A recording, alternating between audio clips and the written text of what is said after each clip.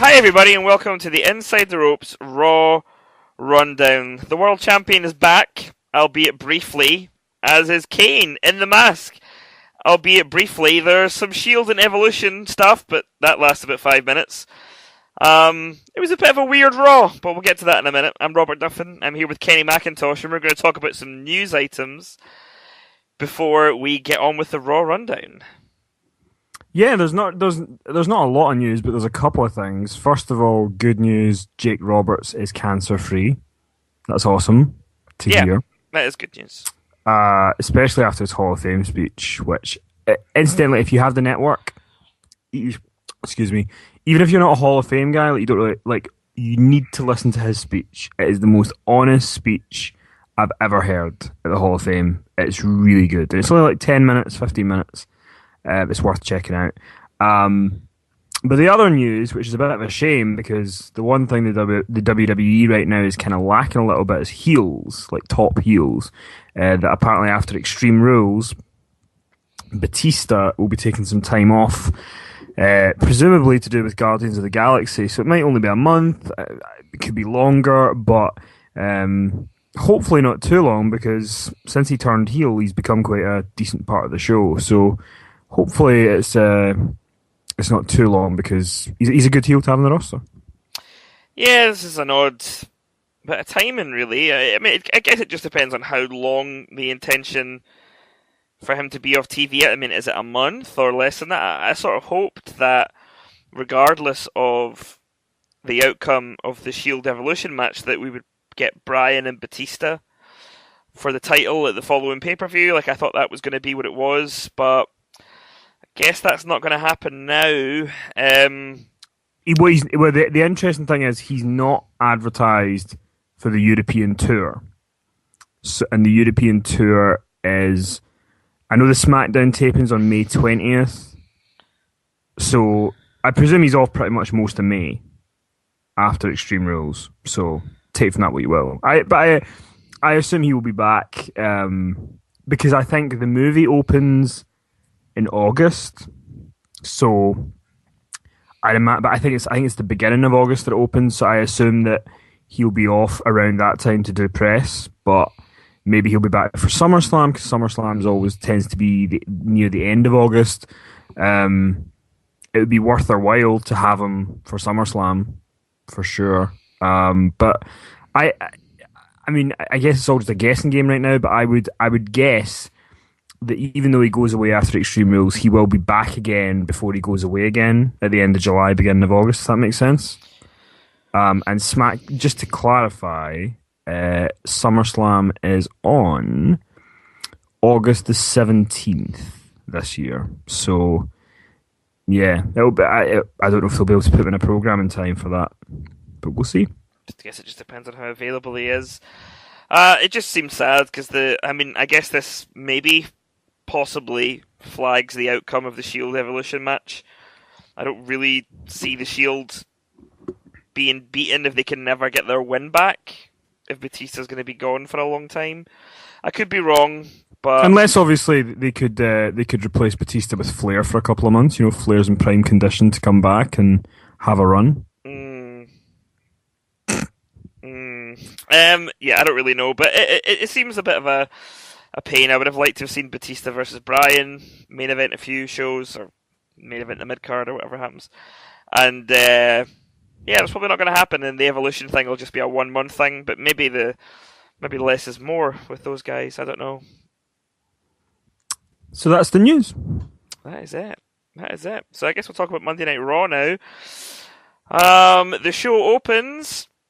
The fans are already chanting yes in anticipation for the arrival of the WWE World Heavyweight Champion, Daniel Bryan, who sadly suffered a real-life tragedy yesterday with his father passing away. Really sad to see that kind of thing happening. It's a tough thing to go through for anybody. And there was some really nice, not the usual kind of outpouring of full grief from the wrestling community, but some nice tweets from people who knew his dad, like Nikki Bella actually put out a really nice tweet and series of pictures of Bryan and Brie and his dad. So I thought that was quite sweet. But he insisted on working, and as expected, it was not really a full show appearance. He was done in the first 20 minutes, possibly, so he could leave and go be with his family, which makes absolutely perfect sense. So any kind of disappointment regarding how much he's on TV after tonight, and maybe even up to Extreme Rules, I don't know. I presume he will be back next week, but there is always the chance. I mean, what happens to him, what we're about to talk about, was quite brutal, so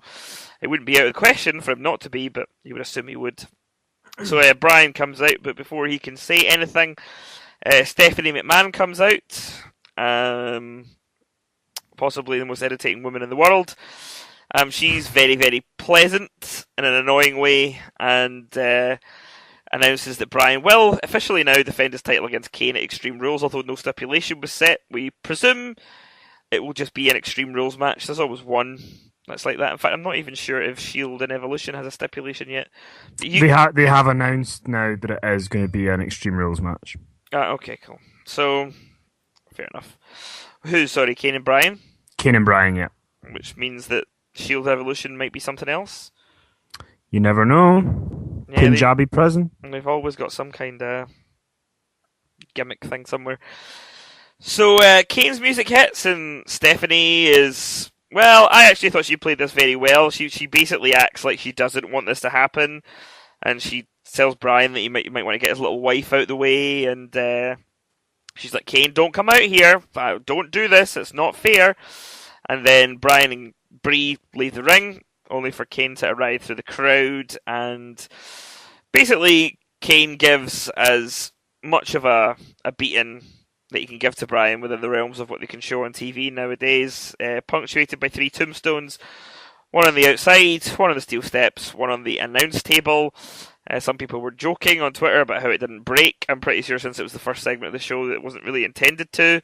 I don't think they really wanted Kane to go down knees first either. I think it was meant to do what it did. I think it was supposed to break, but that's just me. They do a stretcher spot in the middle of this as well.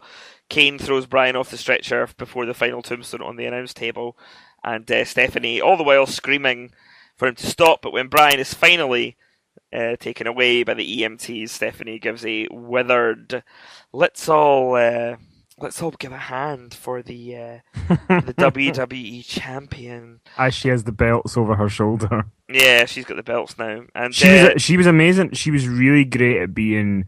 The best way I can describe it is pleasantly insincere. Yeah, that's the best way. But the thing with Brian about his dad was that because it was a weird beginning to the show, because the show opened with Brie Bella in her gear in the ring, waiting for him to come out, and who knows, maybe she was there because he just needed moral support, or maybe there was a reason that she was out there. But when he came out, you could see in his face that he was about to break down at any second, as naturally you would be in that situation. So yeah, it was smart to not really give him mic time, because it just wasn't. He could have just broken down, because he's not going to be thinking about it. So I thought they played the segment quite well. They had to re-establish Kane as a monster. They've done that. People are going to complain and say, Kane's done this a million times, and he has, but it did the job it had to do. He now looks a bit like a monster again, and it's interesting because Brie and Stephanie being there, it's either, like I say, just a moral thing, a moral support thing for Brian, or is Brie now going to kind of have an involvement in the story? Not necessarily a physical one, but is she going to have some sort of involvement? Who knows? But I think Stephanie was definitely the star of the segment. She was just great at being an absolute cunt. Pretty much. It was mechanical. It wasn't a particularly organic segment. Everyone who praises it is saying that it did what it had to do, and that's what I mean by it being mechanical. I don't necessarily think that anything that happened in it was really all that great. I mean, it was fine. I don't have any problem with it, but yeah, it was there to serve a purpose more than to get them where they had to go. Yeah, it was kind of it was a necessary thing to happen. I like that Kane's now using the tombstone again. I always kind of thought that, I don't know why, maybe it always really like I never really felt like there was a finish when Kane would do a choke slam because you're so used to that being like the setup for something. Yeah, So I'm not one of the people that sort of wishes that they weren't PG or that there was they could do blood or anything, but sometimes I do wish, because it is, for better or worse, an entertainment with violence involved in it. I mean, it is to a certain extent. And there was this segment and then one later on in the night where I just felt like that what they wanted to get across to you as being something that was incredibly intense was pretty much as safe and as watered down as it could possibly be. And sometimes I just wish they could. I know they can't, but I wish they could take the creative cuffs off when it comes to the types of things that those guys are allowed to do out there. I just imagine this segment happening 15 years ago and how much better it would be. That's not really a criticism. I'm not saying that this was bad because of that, but as somebody that's watched for a very long time, seeing this happening, you're kind of going, oh, these are the times that it's unfortunate that we live in a PG era. But I'm not usually one to complain about that, and I'm not really complaining about it. Just some things could be more effective. Yeah, I thought it was good. I think, I mean, if somebody gets tombstone 3 times and they still look absolutely fine, essentially. I don't really want to criticize Bryan's performance because it's not him. It's not his fault. But because I assume that, I mean, I think they were probably going to do this angle at some point anyway. Maybe not last night, but they've obviously just kind of thought, what can we do to get him on the show, get something out of the story, and let him go home. And that's what they came up with, and that's fine. If he's off to Extreme Rules, then so be it. I would imagine he probably is going to come back for next week's Raw, but I could be wrong. I would imagine that he would. But yeah, no, I thought it was good. But yeah, I kind of agree with you that it could have you were watching it going, this is good, but you weren't really completely drawn into it because of the whole Daniel Bryan thing that you knew in real life what he was going through, and then also, like you say, because they were so kind of restricted to how they could present it. Yeah. Next up was the Intercontinental Title Contenders Tournament, the semi-finals. Bad News Barrett versus Sheamus. Barrett comes out and says something that I don't really know if this was. I'm a bit unsure about this. He basically comes out and says that, I have some bad news, but it's not as bad as Daniel Bryan's bad news. And I kind of went, oh, okay. And at first, I sort of thought, well, my immediate thing was, wow, somebody actually did take the dad thing and use it, which I think's different when it's not I didn't really have much of a problem with what they did with Paul Bearer last year, but that was kind of because Paul Bearer was a performer. He was in the business, and therefore, he, like most people have said, he would be absolutely fine with in Death his character being used to, further a story. Whether or not that was successful or not is a conversation for 12 months ago. But at first I just kind of thought, oh God, that's just Bryan's dad. He's got nothing to do with wrestling. So it made me feel a little bit odd. But then somebody pointed out to me that what he perhaps meant was that you're wrestling Kane at Extreme Rules and he's just turned up with a mask on and beat you up. And I sort of wondered if maybe that's what they were talking about, because they didn't really directly reference Bryan's father's passing on the show. So it's a weird thing when they do this sort of stuff, because it's kind of confusing, because sometimes they'll reference certain things for wrestlers in on social media and on the website, but then they don't reference it on television, but then they're pointing people to the website and to the social media, which, yeah, it's kind of you either kind of cover it everywhere or minimally cover it. So yeah, that Wade Barrett thing, I mean, I assume, I would put money on that it was more to do with the Kane thing. I would assume so. But yeah, there's room for ambiguity there to, what did he mean? Because they didn't really clarify it. But the last thing I'll say just about the whole Kane and Bryan thing, because they do bring it up a couple of times throughout the night, is that I have genuinely I feel like I've had this is really insincere, but I don't mean it in a bad way. I feel like I've had a stroke when I watch Jerry Lawler. I have no emotion whatsoever when he tries to deliver news now. When he sits there and tries to act as if Daniel Bryan being tombstoned is the worst thing he's ever seen, and it's like, how's he going to get through it? I just don't believe in him anymore, if that makes sense. Mm. And I just find myself kind of really bored when Jerry Lawler has to try and put over a story, because I just don't think it works anymore. So I hope that he's kind of winding down, because I just don't think he's effective anymore, to be honest. So we've got Barrett and Sheamus in the ring. Okay, so yeah, then we got the first of the semi-finals of the IC title tournament. Bad News Barrett and Sheamus. And this is a really good match, and the fans were really behind it. People were chanting, "This is awesome," which is, funnily enough, what they chant when Barrett wrestles and not does shitty things with a gavel. What did you think of this? I thought the match was great. Everybody was, I say everybody, there's only two of them. They were, throwing out finishers and kicking out at two and making it really dramatic, and the crowd got into it. And yeah, this is awesome chants were warranted. Sometimes they get thrown about and you just wonder why, but this was not one of those times. I thought it was a really, really good match that showed the abilities of both guys very well. And I'm sure I kind of was talking about it on Twitter, and I'm sure you were as well, that we seem to be in this minority that has not been the biggest fans of the material of Bad News Barrett, not the performer. And some people are sort of now saying, well, look, the gimmick is over, because now people are chatting, "This is awesome." But you were having conversations. You were telling me earlier about that you still had an opinion on this that you wanted to share.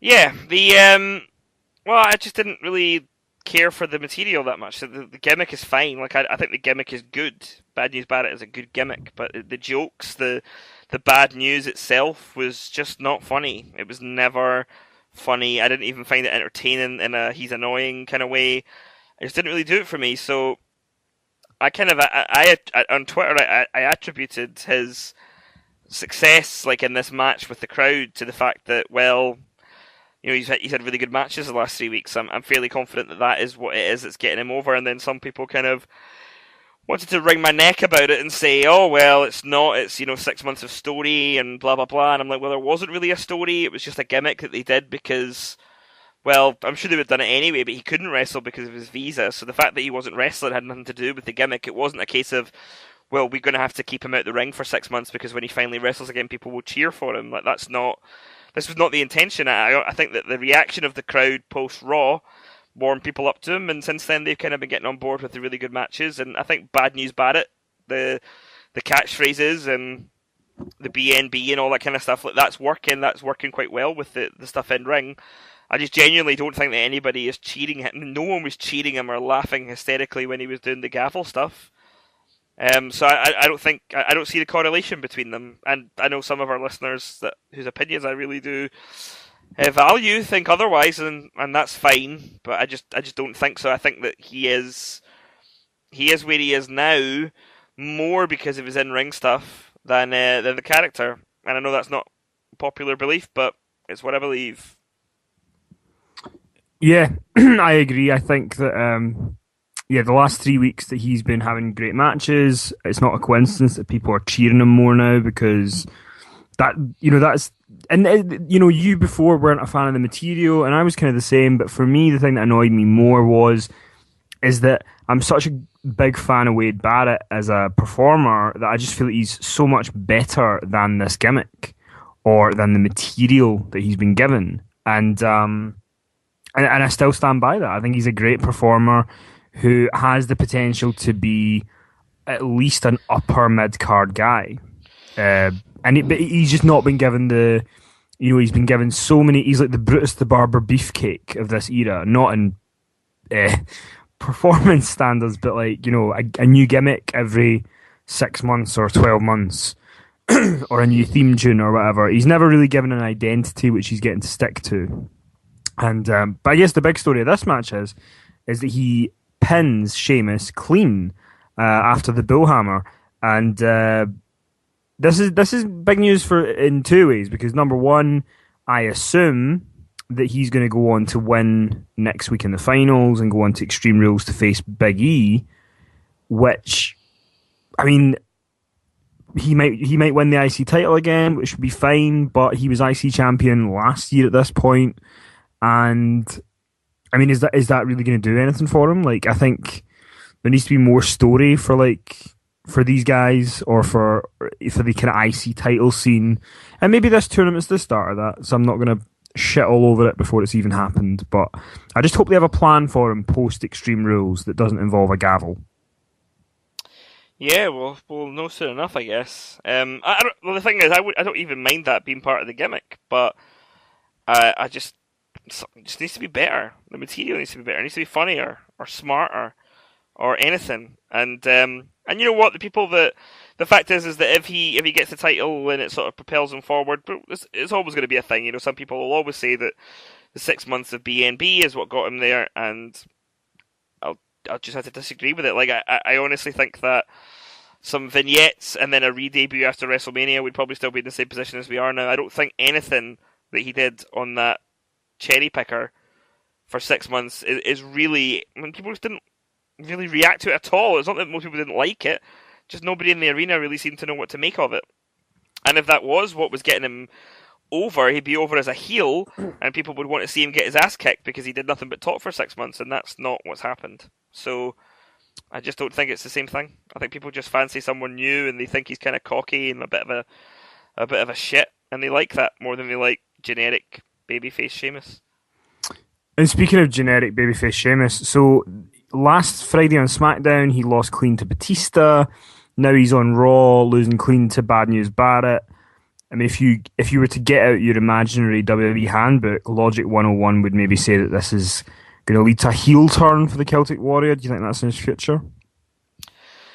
Yeah, possibly. I mean, he doesn't lose that often. Maybe a losing streak means a heel turn. Maybe he ends up wrestling Bryan, who, if Batista's leaving, doesn't really have an obvious opponent other than Orton, who we've already seen that 100 times, other than Triple H, who probably won't wrestle him unless it's a major event for the title. So Bryan and Sheamus was something they wanted to do at WrestleMania anyway, apparently, according to Meltzer. So maybe they go down that route.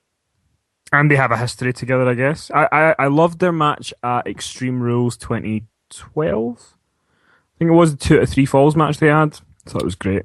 Yeah, so it was good. I would not be adverse to seeing that. So then there was another Bo Dallas vignette. So there's a lot of talk about him. Like, you know, some people obviously really like him, some people don't. But I think it's one of those things. Like, there's nothing really more to say until he actually debuts, and you kind of see what they're going to do with him on Raw, as opposed to what he did in NXT. Because it could be different, it could be the same. But the vignettes are certainly getting people talking anyway. They were talking about Hugh Jackman returning to Raw next week. We see footage from when he was last a guest host, when Zack Ryder was relevant, briefly. Hugh Jackman was one of the best guest hosts they had. He really got it. He really connected with the crowd. He seemed like he was a fan. So he's going to be back. There's been a brief Twitter exchange with Dolph Ziggler and Damian Sandow, so I assume that's the match. And, you know, those are the two guys who essentially are in, like, the same spot all the time. You know, if they win or they lose, they're just kind of at the same bit. So, you know, I guess that's why they should do a segment where Jackman was like, "Hey, you were looking really good last time I punched you in the face. You must be the world champion by now." Yeah, there you go. And then we got the strange WWE app choice for what would turn out to be the main event. It was John Cena. Do you want to see John Cena one-on-one with Luke Harper, or in a handicap match against Harper and Rowan, or in a handicap match against the entire Wyatt family? Then Bray comes out, cuts a promo on the stage, talking about how it's a change, and, you know, how fans will be able to make a choice, and he's going to be their new knight in shining armor, and then he sings the whole world in his hands again. But it was a good promo, but I guess it's probably better to talk about all that kind of together in the main event segment. And then we had a 6-man tag team match. Los Matadores, or a 5.5-man or whatever. Los Matadores and El Torito against 3MB and Hornswoggle, with Heath Slater on the outside. This all stemmed from last week, when there was a thing with Hornswoggle and El Torito on the main event, and then they had a singles match on SmackDown. I don't know why I'm even asking, but Robert, what did you think of the match with the El Matadors, the Jobbers, and the Midgets? Oh, I loved it. It's everything that I love about professional wrestling. No, it's awful. It's just I hate it. Like, it's not that El Torito can't wrestle. He's obviously good at what he does. I don't know what Hornswoggle does. I'm sure he's good at that too. I just don't get it. Like, it's 2014 and we're still doing goofy shit like this. I mean, I'm sure kids love it, but you know, they poo themselves and people have to wipe their bums for them. So how can they be trusted? I just don't get it. I just don't get it. I just don't like it. Yeah, I like because obviously El Torito was in WWE before, like 15 years ago, and he is a good wrestler, but it's not as if WWE has like a thriving minis division, which would be fine because like they could have some really fun matches. But Hornswoggle's someone that we're not really trained to take seriously in any way. So how can you just shove him with 3MB and expect people to care? And then maybe this is for kids. It's no kids that I would ever want to associate myself with, but there you go. Some kids like it nonetheless. Then a limousine pulls up in the back, a nice old school entrance, I guess. And out of the limo comes Batista, Triple H, and Randy Orton, dressed as close to Evolution as they're going to get. Randy Orton was in a shirt and trousers. Batista was in a waistcoat. He looked ridiculous, which I'm glad that he keeps that up no matter what the gimmick is. He was in a sort of shirt and tie and waistcoat and trousers, and then Triple H was in a suit. They came out to the arena. There was a video package show which kind of put across how big a deal they were, and it really added to them being back together. I think it was a really good video.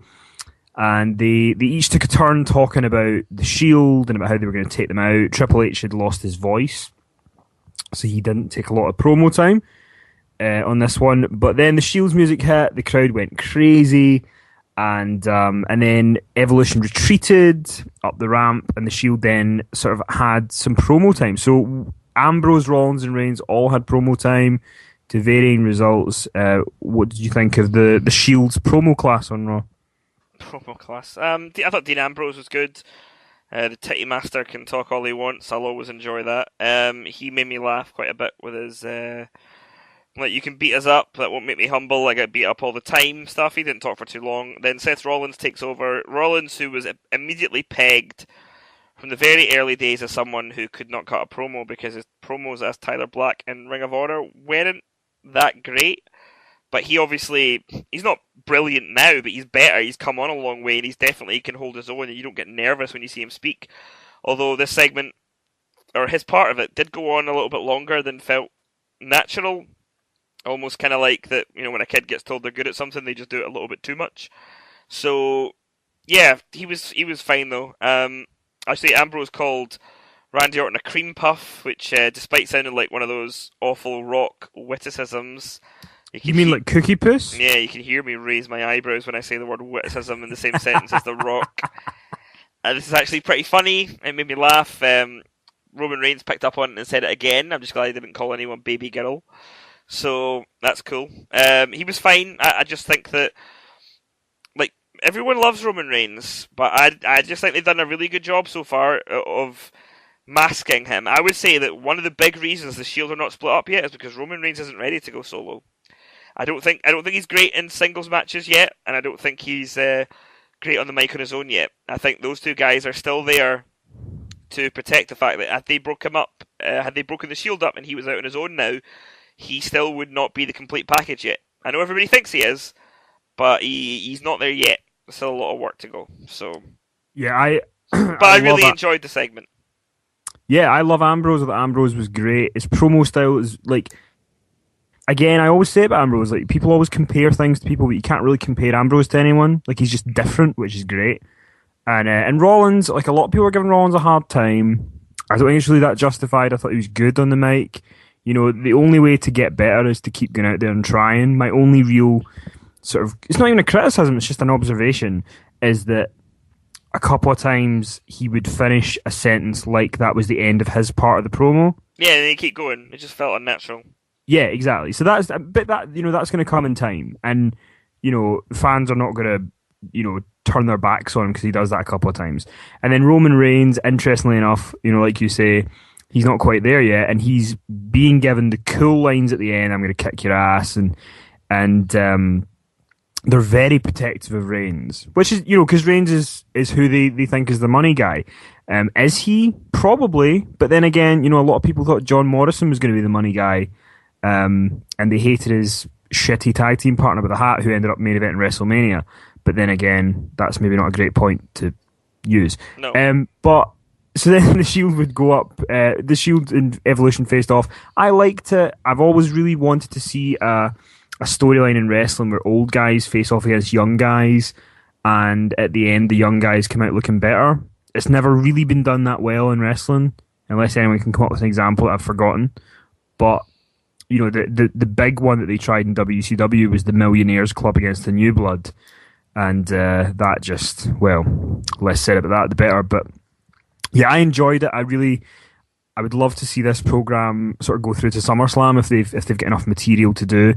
Batista's away next month. If that means it's a tag match, I'm fine with that.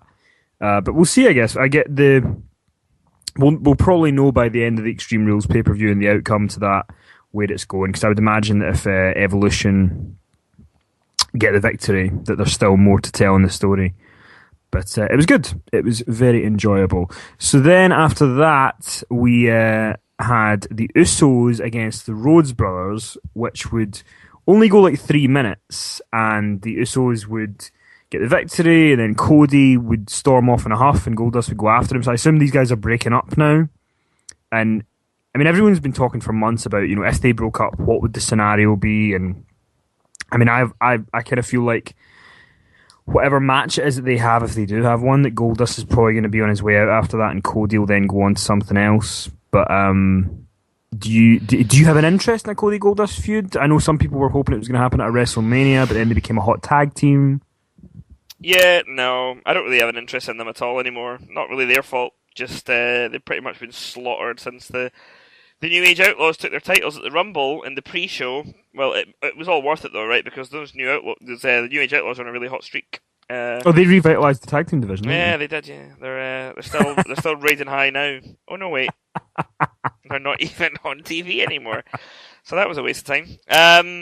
I don't really want to see either of them go heel. I think it should be one of these play the familial tensions. Nobody really wants to beat the other one up, but they are angry, so they will, and maybe involve Dusty, and ultimately have it where, regardless of who wins the match, they have a hug and the crowd cheer them both. And if Goldust has to leave, he has to leave. That's sad, but fair. I guess he was only coming back for a little while, and then maybe Cody can move forward as a babyface single star for a change, because the he turned babyface last summer, but was pretty much immediately teamed up with his brother. So not immediately, but close to. So I just think he's had multiple solo runs as a heel with titles, and it's just never really worked. So time to try something different, I guess.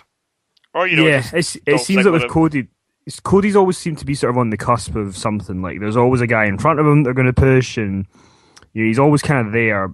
But he's still young enough. I don't think he's 30 yet, so he's still got a lot of time if they're going to do something with him. But the one of the dark horse enjoyable things of the night was Ryback on commentary.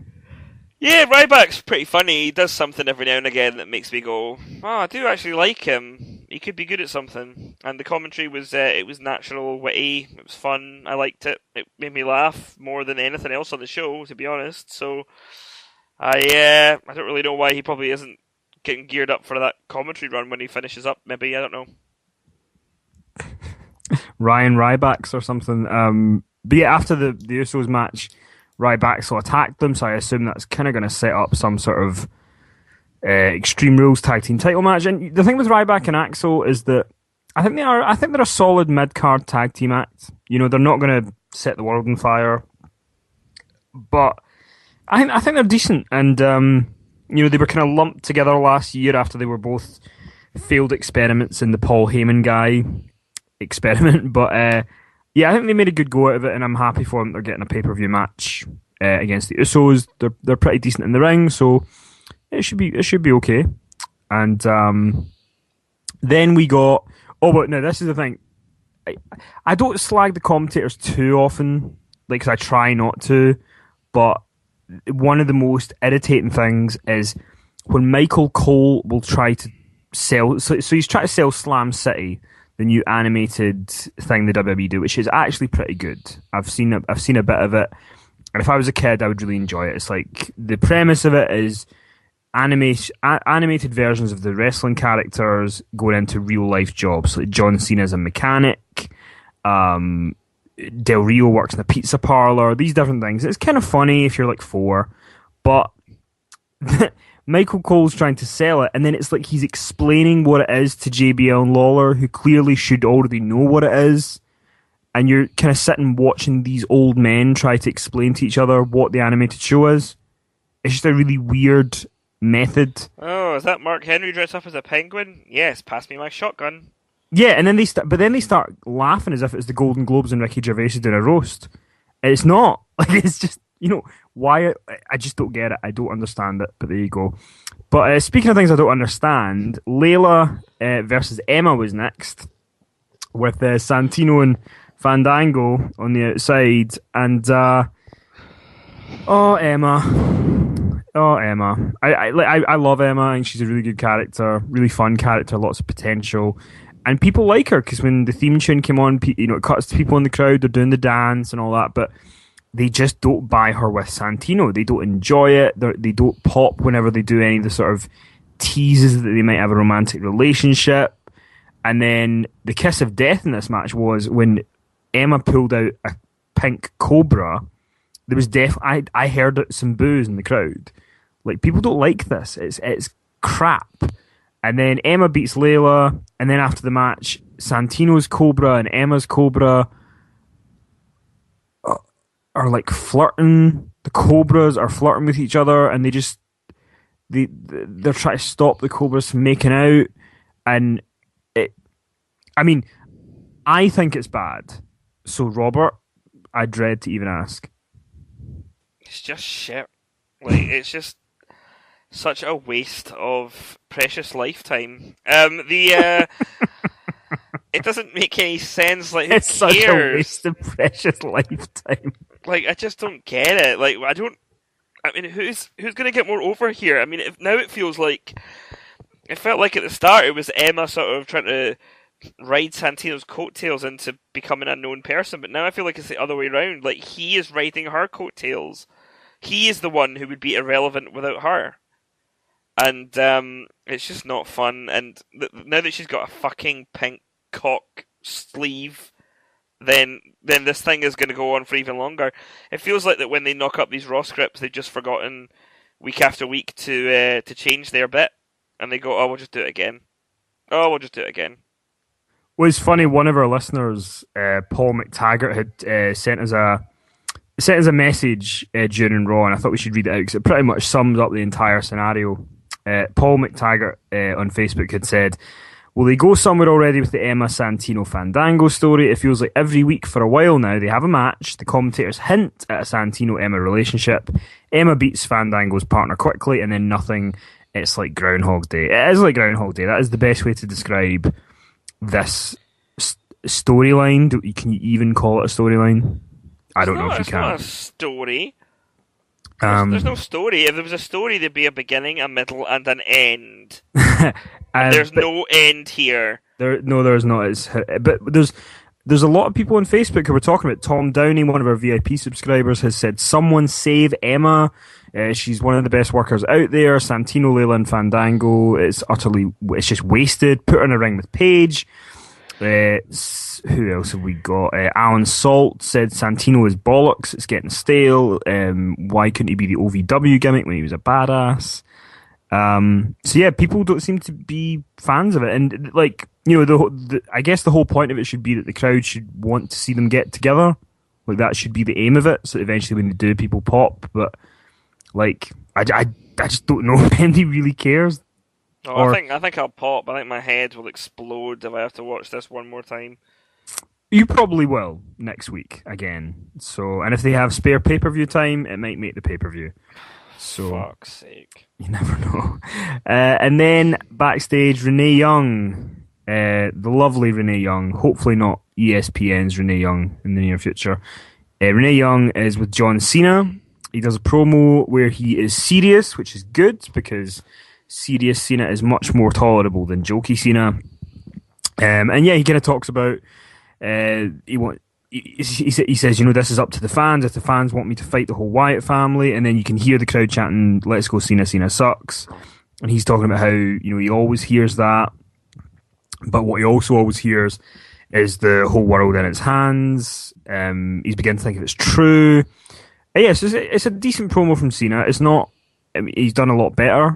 And you know, it's funny, like, because I know some people really defend Cena staunchly about things, and I don't dislike Cena. When I think there's points where Cena is really good, but I just think that he is not the strong guy in this feud. Like, it's more Wyatt. But we'll get to that in the main event. But then we had the other semi-final in the IC title tournament, Cesaro and Rob Van Dam. Cesaro with new theme music, a siren, and generic rock number 444. Yeah, I didn't really like the music that much. I like the siren. I'd rather he just walk to the ring to the siren, because it would probably be a suitable counter annoying sound to Paul Heyman's voice. But yeah, they had to do some kind of generic rock thing. I'm sure they'll change it. I doubt this theme will stay. I don't think anybody was really that enthused by it, unless it was just an attempt to stop people liking him by giving him a theme tune they can't sing along to. But I thought the match was okay. Yeah, I guess it was more about the ending, really, wasn't it? When Swagger came out to distract Cesaro, and then Cesaro would end up getting counted out.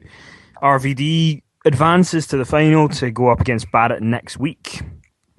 And then after the match, Cesaro sets up Zeb for the big swing. Did anyone think that was going to happen? And then Swagger sort of gets him back. And then, to be fair to Jerry Lawler, he does come up with a valid point, which he does about once every 6 years, which is, you know, surely the greatest manager in the world would have saw this coming, this distraction, would he not been able to stop it? And yeah, but so I guess the thing with Cesaro, it's interesting, is they've not really given the fans that trigger that, like, right, now this guy's a heel, we want you to boo him. They're still they're still handing out Cesaro section signs, but then he's with the biggest heel in the company, essentially, Paul Heyman. I mean, where do you think this is going to Cesaro being a heel, or do they want people to still cheer him? I really don't know. I don't really understand where they're going with this, because I figured they wanted him to be a heel, but then I thought, well, maybe he's supposed to still be liked a wee bit, but he's with Heyman, who's definitely a heel. And then I was like, nah, he's definitely a heel. And they're like, well, now he's going to feud with Swagger. Like, I don't really get that. So, because he's a heel, so now you've got Zeb and Swagger, who are heels, taking on Heyman, who's a heel, and Cesaro, who we're not really sure on. I feel like he needs a babyface opponent and a definitive heel assault, and he also has a lot of moves people like to see, you know. So it's tricky. It's a tricky thing for him to do. Yeah, I guess we'll find out if they do pull a trigger, and then after the match, backstage, Rob Van Dam's about to do an interview, and then Cesaro and Heyman come in. There's this kind of cool interaction with Heyman and RVD, and Heyman is talking about, you know, the Rob Van Dam that I knew would not have taken that cheap victory. He would have, you know, that he wouldn't have done that. And then RVD basically warns Cesaro, don't trust your wallet or your house with this man. A nice ECW throwback. And maybe this is where, because then they announced later on the show that Cesaro and Swagger will be going one-on-one on SmackDown this Friday, which should be worth it just for Coulter and Heyman outside the ring alone before you even get to the match.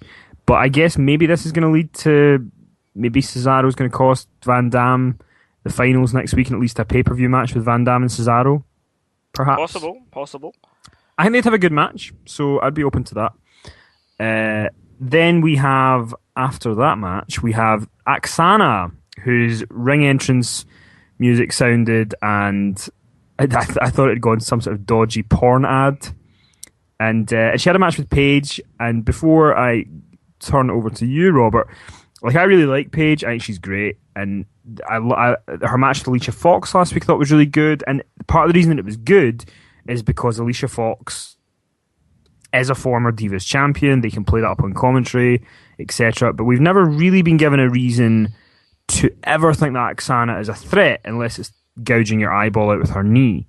So the crowd just didn't really seem to care about Paige and Oksana. And then, I mean, Paige, when you see Paige come out, she's got like a presence to her, which is very interesting for somebody who's like 21 or 20.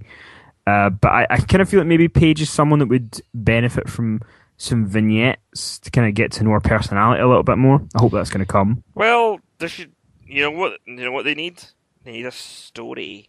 I don't know if they've ever heard of these things, but there's these things called stories, where instead of just doing the same fucking thing every week, you tell a story with protagonists and beginnings and middles and ends, and things that happen, and you have to overcome them and get over them, and in the end you come out the other side a better person. That's a story.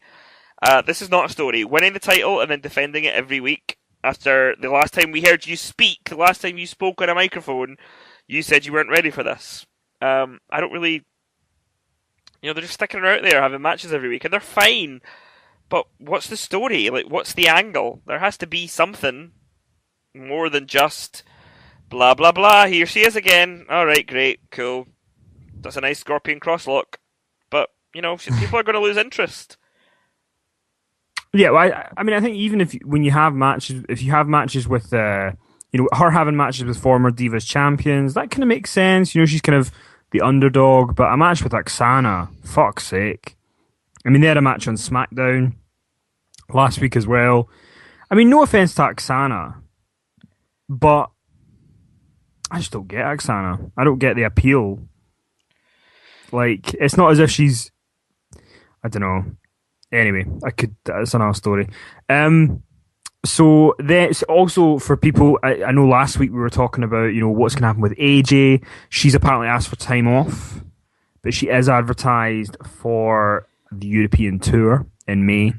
So maybe she'll be back for then. And then on main event last week, Tamina won the Battle Royal to become the number one contender. So at the pay-per-view, Extreme Rules, it's Paige against who she calls the most dominant diva of all time, or inside the ropes, we just call a thoroughly good bloke, Tamina. So that should be fun to watch. The most dominant diva. When was the last time she won a match? She's so dominant, she doesn't need to wrestle. She's just been standing next to AJ for 9 months, looking like a fucking lesbian bar bouncer. Like, what? Yeah, sure, whatever. Good luck, Paige. I'm sure you'll beat her. Wink. Then we have the vivacious Lana with Alexander Rusev. What I laugh the most now is that Lana now, she used to just walk out and start speaking. Now she walks out, turns around and goes, "Yep, this is my perfect ass," and then she starts speaking. So at least she knows an audience. She does. She now has her own theme music, and so Rusev beats Sin Cara. The thing that I noticed about this match was there was one point where Sin Cara went to kind of roll up Rusev, and Rusev, it was the first time, I think, that he's been knocked off of his feet in like a singles match. And I was just kind of interested in the fact that they didn't really, because I would have thought that would have been a big deal moment, like almost like if he had a pay-per-view match with Kofi or something, and Kofi had to do like 3 drop kicks to get him in his knee or something. But no. Yeah, but Rusev is also just coming out and bumming around with the jobbers when Evolution need people to beat up the Shield, so I don't really know if they're treating him as a special attraction in the way that they should. They've also called the finishing move the Accolade, which I don't think they really know what the meaning of the word is, because that doesn't really make any sense. Yeah, I also love how Cole talks about it as if we've never seen the camel clutch in our life. Yeah, like the camel clutch makes more... I mean, an Accolade is like... It's like a... What's the word I'm looking for? It's like when you bestow something upon someone. Yeah, it's like almost like a not a reward, but a kind of recognition. Yeah, it's like it comes from. I just double checked this online. Actually, I didn't know this. The root is it was an accolade was when you conferred knighthood on someone. So hooray for Sir Sin Cara. and Apparently, he is Rusev, now one of the princes of whatever it is. Where's Rusev from again? Bulgaria. Bulgaria. Of course he Uh, is. and so Rusev, Bulgaria, we don't. Tennessee. Sorry. Bulgaria, Tennessee, perhaps. There you go. And so Rusev obviously won to nobody's surprise. So Rusev, after making short work of Xavier Woods on Raw last week, he then beat R-Truth on SmackDown. So now at the pay-per-view, Extreme Rules, it's going to be... Sorry, I shouldn't be saying pay-per-view anymore, because maybe you're not buying it on pay-per-view. I don't even know if anybody's offering it on pay-per-view in the US. Special event. I know Dish Network aren't, DirecTV aren't. Anyway, that's something to check for another time. But Rusev is doing a handicap match with Woods and R-Truth. So there is your piss break match, if you need it. Although if he manages to do a double accolade on them, I'll be happy. Then we get the main event, which is Cena against Wyatt, Rowan, and Harper. What was kind of fascinating about this fan vote is that the way that the commentators were trying to put it over, because obviously the 53%, the highest vote, was for Cena against all three, all the Wyatts. And instead of sort of, because earlier in the show there was some people saying, well, if you're a John Cena fan, what are you going to want to go for? And I thought, well, maybe they're going to play up that, Wyatt is, getting Cena's fans and taking them into his camp, and that's why they're voting to see the 3-on-1 or whatever. But then it was like the commentators then started trying to say, well, the John Cena fans clearly just want him to get his hands on Bray Wyatt. I was like, no, that's not why that vote happened. And it was just quite an odd way they try, because obviously they're going to try and paint it in the way they want you to perceive it to be. But I found that quite interesting. But what do you think of the whole vote and how it came out and how it was handled on the show? Like, I don't really get where this is going. Like, they're just putting Cena in a very awkward position where they are making more apparent than ever before that maybe the fans don't like him. Maybe there's some fans that like Bray Wyatt more than him, and that's an avenue down which is very difficult to come back from. Unless you're just going to have John Cena win the match and that'll be the end of it, which is probably what's going to happen. Like, to be honest, I feel like that's how that'll work out now. But I just don't really know, because I think Wyatt's great, but I can't deny that the crowd being on his side sort of muddies up this whole thing. And it's not even what JR said about the Wyatts not being, like, he sort of alluded to the fact that he doesn't... I don't think he thinks the Wyatts have been positioned as enough of his heels. But then it was the Wyatts that ended up turning the Shield babyface, remember? Like, the Shield were not faces until they came up against the Wyatts and everyone started cheering for the Shield. Bryan, went to the stratosphere as a babyface when he went up against Bray Wyatt. So, they are good heels, but John Cena's a not very popular babyface with the majority of the crowd. So, so many people now are saying, like, oh, well, maybe this could lead to the heel turn, and I'm kind of going, well, I don't think that'll ever happen, but I see why you would say it, because this is irrevocable damage. This is, like, John Cena has never, in a serious manner, acknowledged the fact that half the crowd don't like him. But now it's like, oh no, they voted for me against all three guys, and he looks all disappointed and sad that he's been let down and they don't really trust him anymore. Unless they're simply going to spin it into, if Cena can beat Wyatt tonight, the crowd will love him again. So, well, no, not really.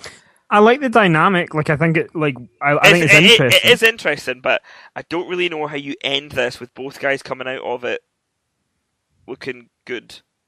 Yeah, no, you're totally right in terms of the Wyatts are good heels, but against Cena, nobody's really a heel, like, properly. I mean, the last guy that was probably a heel against Cena really was Ryback.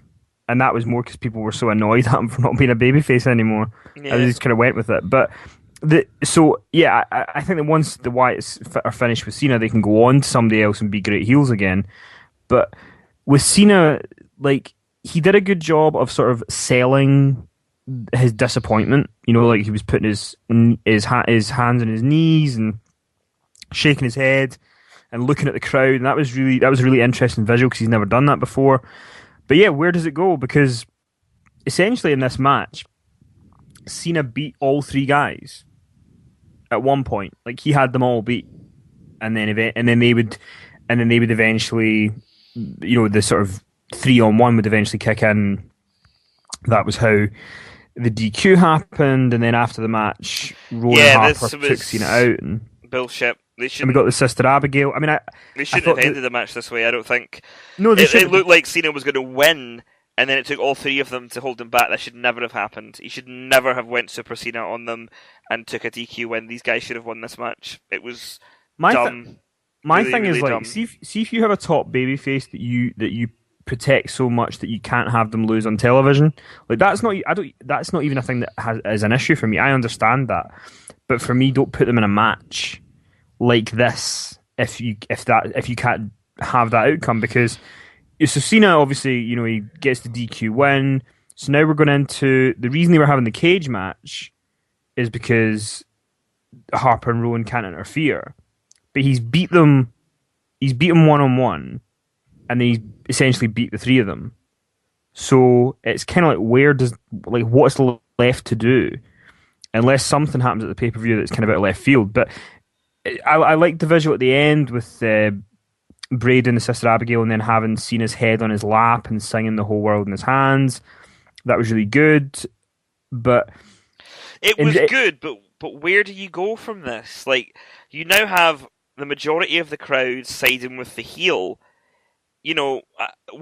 Unless there has to be some kind of John Cena exposes the Wyatts as frauds. Bray Wyatt's a fraudulent leader, and then everyone goes back to the C Nation or whatever. I just don't understand where they're going with this. I mean, I thought the whole idea was that he wanted to turn John Cena into a monster, and it's not like Bryan. If Cena was to become like a Wyatt, people would not be like particularly clamming for him to go back to what he was before.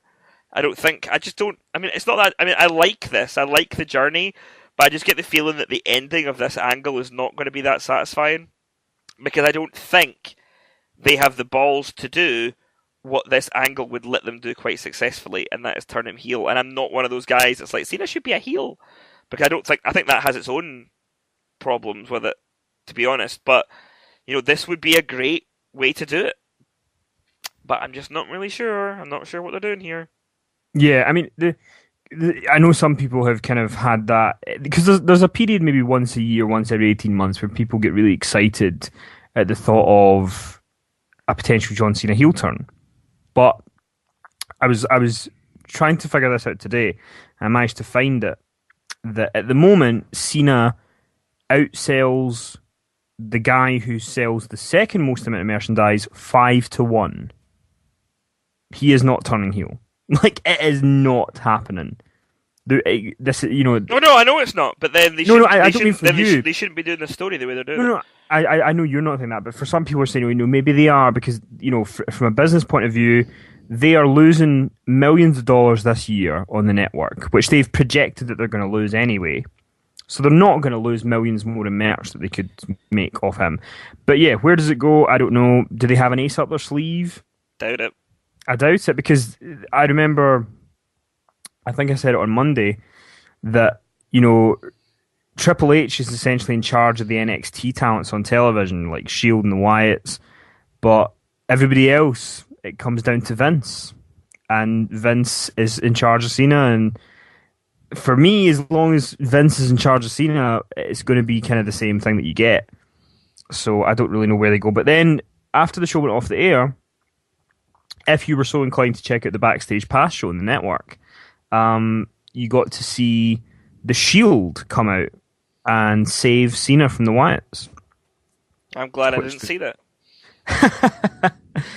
So yeah, it appears they're still trying to give you something on the network post show to kind of entice you to watch. But we did ask people on Facebook earlier to sort of just get in touch with us and let us know what they thought of Raw. So I thought we could just run through them really quickly. Who do we have? We had Michael Blackwood, who says that the Shield were immense as ever. He thought they might start calling Evolution out about their previous breakup and backstabbing a little bit more. The Bryan thing had to happen to let him get away. quickly, but also make Kane look legitimate. He didn't really like Steph trying to stop it, though, instead making her play the pure bitch that she is and encouraging it is something he would have preferred. He's not a huge fan of the Cena Wyatt program at the minute. Wyatt is gold, but the only blow-off he can see to the story is Cena winning again, like you said, Robert. Yep. Or Wyatt winning and Cena starting a heel turn, realising the crowd's against him, Nope. which obviously they won't do. And then build it to a massive program with Daniel Bryan, which would be great, but wouldn't happen. Jake Witcher says he's happy that they're sticking with the new talent and future growing interest and options and not crushing people and keeping the status quo. For him, maybe the highlight is perhaps that the voting ended up with a 3-on-1 and the crowd singing along with Bray. For him, he's just quite content to see progression happening after 3 years of Cena and Orton with nobody else really getting a chance. Vince Cave said Cesaro was his pick hands down to advance to the IC title final, then become the new champ at Extreme Rules, but he guessed Cesaro's got to feud with the ex-Real American partner for a little while, and Vince Cave, one of our listeners from Barbados. There you go. Vince, if you have a holiday home that we can come and use at some point, please let us know. Not together, but separately. Tom Downey says Kane needed to look like a somewhat credible threat. Mission accomplished. 3 tombstones. As Shakespeare once said, shit the bed. Simon Grant, he said he's starting to enjoy watching Bad News Barrett a lot more now, and by the looks of things, he's getting back in the picture again. The win against Sheamus last night was great. He's really starting to get bored of Sheamus now. The whole Kane and Daniel Bryan rivalry is flaring up. He's looking forward to that match at Extreme Rules, but the main point of interest for him is Evolution of the Shield. That match is going to be more intense than the Wyatt Shield match. Roll on Extreme Rules. Alan Salt says Dean Ambrose on the stick is awesome. It's one of the only times he's cut a promo similar to his old John Moxley character. Wyatt's amazing. We could have a future Undertaker-like gimmick for years to come if he's handled correctly. Rusev is a shame as he's brutal in the ring, but the character's so one-dimensional that he's not sure he'll surpass just beating up jobbers and will likely fade away in months to come, like you have said before, Robert, as well. Mm-hmm. Cesaro is perfect in every way, as Mary Poppins would say. He's intrigued with what will happen in the next year or so with him. He's like a throwback to Lou Thez days. WWF, and he's refusing to call it E, hasn't been this interesting in a very, very, very long time.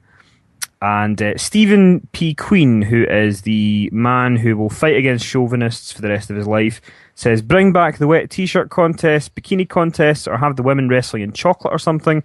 Don't have them wrestling in a ring, because the matches are designed for people to go for a piss, or make a sandwich, or get a drink. Very few of the women can actually wrestle. Pointless having them do so in the first place. They're always the worst matches in the card. Now, I didn't really respond to Stephen on Facebook, because I couldn't really be bothered writing the full time, but what I would say now, if you're listening, Stephen, is that most of the women can actually wrestle, but they're never presented to you in a way which is worthy of investing your time, which is why it's a piss break. So until that changes, yeah, you kind of have a point. And then Fred Nichols, our last one, who's an old school fan who does not really share the views of anyone that watches wrestling now. But, you know, we need to give him his output. Dean Ambrose is awful, he thinks. Cesaro's growing on him. He likes the Wyatts. He thinks Paul Heyman's unwatchable. The women suck. He misses the Jumping Bomb Angels. If you get that reference, well done. He's hoping RVD advances in the IC tournament, wins the belt. And the only bad news to him is Big E, who is a joke. So he thinks Ambrose and Paul Heyman are rubbish, and he wants Rob Van Dam to be the Intercontinental Champion. Fred Nichols, ladies and gentlemen. Okay. So what in terms of Raw this week? What would you say overall? Happy? Not?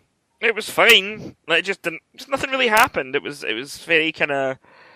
It was enjoyable. It was decent. It just didn't really push things along much further. I don't really feel like I have more of an indication of the stories. Well, they're not. Well, the problem is there aren't any stories. But yeah, it was okay. Cool. Okay. Well, this has been. Well, no. We've still got 5 more minutes before we're going to go, because we have checked out Legends House and WWE Network, and I had seen it last week, but Robert was going to take some time to watch it. It premiered last Thursday on the WWE Network, and it was the most watched show the whole week, and it stars 8 WWE legends. I don't have it in front of me, so I'm going to try and remember them off by heart. I don't know if I can. Roddy Piper, Hacksaw Jim Duggan, Mean Gene Okerlund, Howard Finkel, Hillbilly Jim, Tony Atlas, Jimmy Hart, and Pat Patterson. I think that's the 8 of them. Sounds about right. So the premise of the show is they all go to a house in Palm Springs, Florida. I think it's like 3 weeks or something that they're in the house together. But and for some reason they're joined by a pussycat doll. I'm not really sure why. Robert, I will talk about what I liked about it in a minute, which obviously is not as entertaining as what you are going to do, which is obviously bury it into the ground. What did you think when you watched it?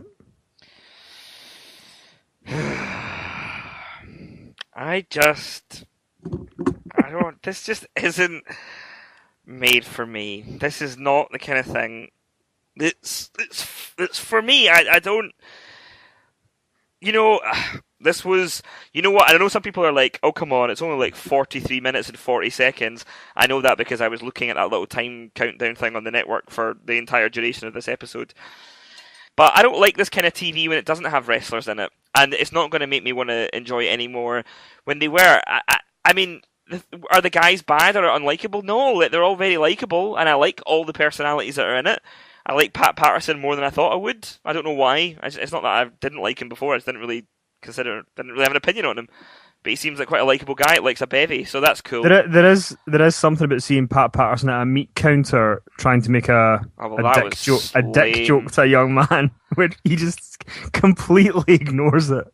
Oh God, yeah. It was just. I mean, I like professional wrestling. And it's not. I don't mean that. I don't mean what I like is like moves and step over toe holds and Indian deathlocks and all that kind of stuff. I don't mean that. I mean, like, what I like is wrestling as a throwback to a really old art form, an old form of live interactive theatre with characters who evolve and grow and change in front of the audience, who are actually actively changing the story and dictating where it goes, and that is really, that's ancient, regardless of how it's presented now on TV. Like, that's what I like. I like pro wrestling, and it's not just about the matches. I like the stories, I like the characters, I like all that stuff, because it's a throwback. It's the kind of thing that's dead. There's very few other forms of entertainment have lasted as long as it has, and I know a lot of people like malign it, but screw them. And frankly, there's enough reality TV seeping into Raw and SmackDown and Impact without me having to sit through this. It's not that the guys are bad or what they're. It's not that they're not entertaining people. It's the format. It's the fact that the show looks like it could have aired on MTV in 2004. This type of TV, I hate it. I hate the stuff that's going to be on ITV2 on a Sunday night. I hate Sex, Son, and Parents, or whatever it's called. People can like this show if they want to like it. That's fine.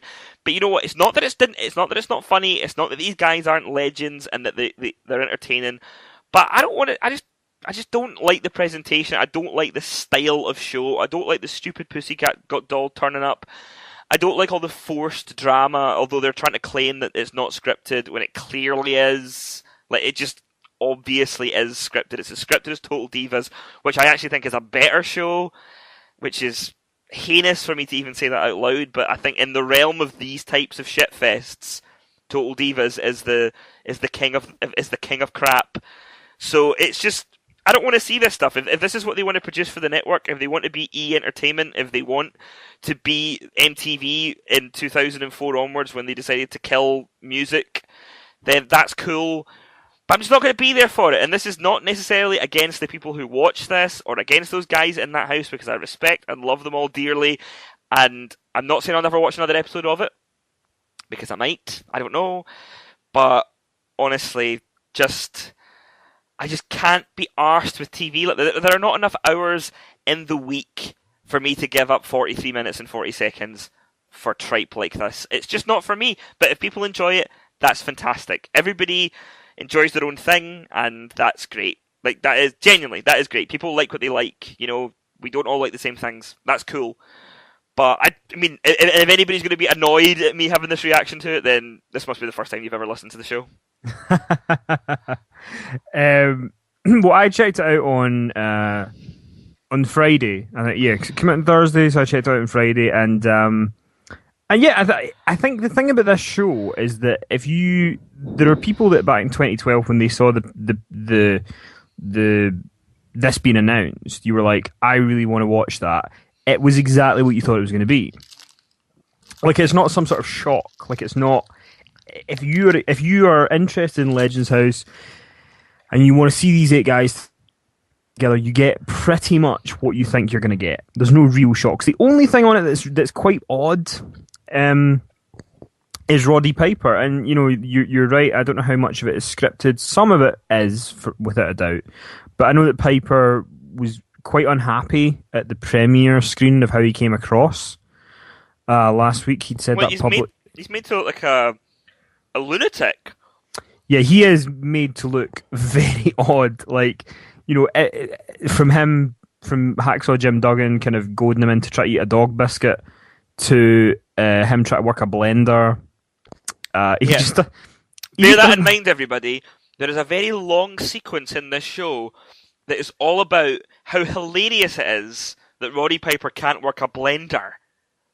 TV, everyone. Who needs The Sopranos?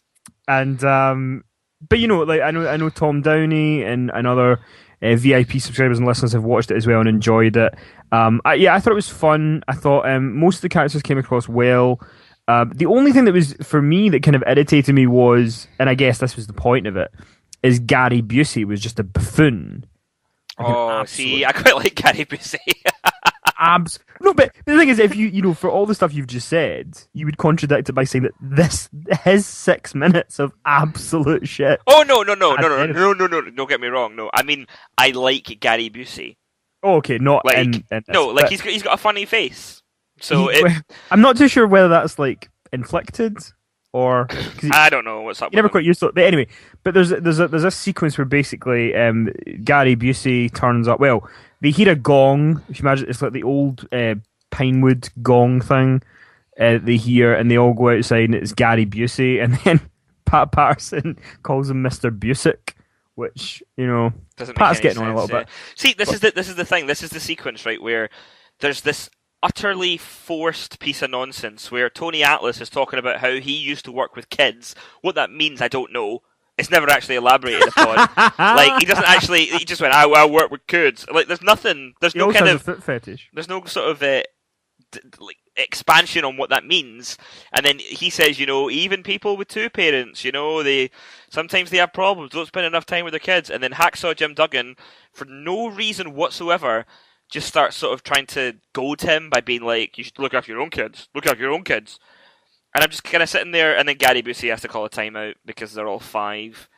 Gary Busey, the best thing with Gary Busey in it is, so originally he comes in and he gets them all to do like meditation, which is really, really horrendous. And then Mean Gene can't get back up. So they have to help him up. But, so anyway, Gary Busey does this meditation with them, and then they all go and sit down to have breakfast. And then Gary Busey, and I assume that this was meant to be as patronising as it sounded, when he was like, guys, you just need to leave it in the ring. Once you've left it in the ring, the character's gone and whatever. And then Roddy Piper, in probably his one scene where he actually made sense, kind of turned around and said, when you played Mr. Joshua in Lethal Weapon, what if you played that character for 30 years? And you always had to put up with it, and always had to put up with that character. To which Gary Busey's only response would be, well, that's not the case for me. Yeah, we know, Thanks, Gary. But the thing I meant about Hacksaw and Tony Atlas is, it was clearly a moment where a producer crept in and said, oh, Hacksaw, you should say something here just to wind him up, like, have an argument or whatever. It didn't make any sense. There was no why am I watching Tony Atlas and Hacksaw Jim Duggan have an argument over how they should raise children? Although we still don't know if Tony Atlas raised children or bred children or whatever it was he did with them. And then, my favourite part of it is when they do a callback, which is what they call it, they do a callback to the blender thing, where they can't get something else to work, and they're like, you should get Piper to get his blender out. And then because we're all so stupid, because people that watch these types of shows, apparently, because we're so dumb, which we're not, that's the point I'm trying to make here, I'm not saying people are stupid, they have to do a shot, like a cut, where the camera shows you the blender, just like, everyone that watched this and saw this joke 20 minutes ago, this is that blender. Remember? This is the blender. That's what I mean about the show. It's not that the idea is bad. It's just directed like, it's like a Jessica Simpson's getting married in 6 weeks. Let's follow her around kind of thing. Where even the editing, even the person editing it has been told to treat the people who watch it like an idiot. Like, assume that everybody that watches this has the attention span of a gnat. And that every 10 seconds they need to constantly be reminded where we are. Constant shots of where everybody is and the geography of the whole thing. Hey, don't forget to flash up images of everybody and keep telling them to keep saying who they are and what they did. And don't forget to mention WrestleMania. It's like, we know who these people are. If you're watching it on the network, then this could have been a good show. But whoever they got to produce it. I loved how they basically replaced the... Oh, what's the name of the song? It's that really popular song that was out last summer, the Robin Thicke song. Blurred Lines? Blurred Lines, yeah. Like, the theme tune to Legends House is the riff of Blurred Lines, but talking about the Legends instead. And I think the main thing to take away from this show is that Howard Finkel is humongous. That's the main thing to take away. He is huge. And there's a bit where he's playing tennis with Roddy Piper. Roddy Piper, who seems to have no ability to do anything. Like, he can't play tennis, he can't work a blender, can't tell the difference between a dog biscuit and a regular biscuit. But yeah, Piper does not come across very well in this first episode. I mean, God, it's kind of funny that there's still some old-timers that are like, oh my God, they've killed kayfabe. I was like, well, Legends House pretty much takes a dump on the corpse. Because it takes every one of those guys and just makes them look like bumbling idiots, which I know is the point, and that's meant to be the entertainment. And I did love that, like, Jimmy Hart, like, I mean, I think the first thing Piper said to him when he saw him was, your hair's perfect. And it was. Jimmy Hart essentially looks exactly like Jimmy Hart from 20 years. Jimmy Hart's probably the only guy that, if you shove him in an old jacket and a pair of glasses, he could probably just go out there and manage again. Like, he looks the same. It's everyone else who looks... Although, in all fairness, Dixie might hear. Yeah, Dixie... Hillbilly Jim pretty much looks the same, apart from that he ties his hair back now. Yeah. And, but yeah, so it's if the key is, if you are somebody who is interested in Legends Show, go watch it, because you're going to like it, if that's the type of show that you like. If you're like Robert, and somebody like me tries to get you to watch it, maybe not a good idea, because it's just going to anger you. And Robert's already someone that's quite angry, so this probably didn't help. But yeah, so we were talking about maybe doing a weekly review of this. I think this is proven to us that that's not going to happen. Well, I don't know. Maybe we should, like, maybe I could be proven wrong. Maybe I should. The thing is you're right. Like, I don't like reality TV, therefore I make immediate judgments on everything. Maybe I should. How long is this? How many episodes is this? 10. Oh boy. Christ. Well, okay. I'll commit to at least one more. Okay?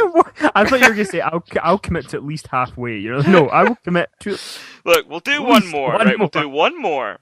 And if we can review it without me turning into a scabrous, fire-breathing, all lowest common denominator TV is awful dragon, then maybe we'll do another one after that. But honestly, it's gonna play havoc with my angina. So we'll just have to see. We'll have to see what happens. So we are going to talk about it on this Monday. We're going to talk about episode 2 on Monday's show, and also just for the sake of current events, maybe we can convince Robert to watch the Warrior documentary, because it seems like more stuff's coming out of that all the time. Oh, I don't feel too good about watching that right now, though. I know, not right now, but maybe once the wound is healed a little bit. But we'll be back on Monday with another episode of Inside the Ropes. And then we've also got some VIP stuff coming up later on this week. We're going to have the full WrestleMania 6 rundown. We're also going to have a full interview with Chuck Palumbo on there. A lot of cool stuff about WCW and WWF and Billy and Chuck. And we'll have something else coming up as well. We're not quite decided yet. And we'll be back on Monday. So yeah, if you've enjoyed this, tell your friends, share it, download it, and like us on Facebook.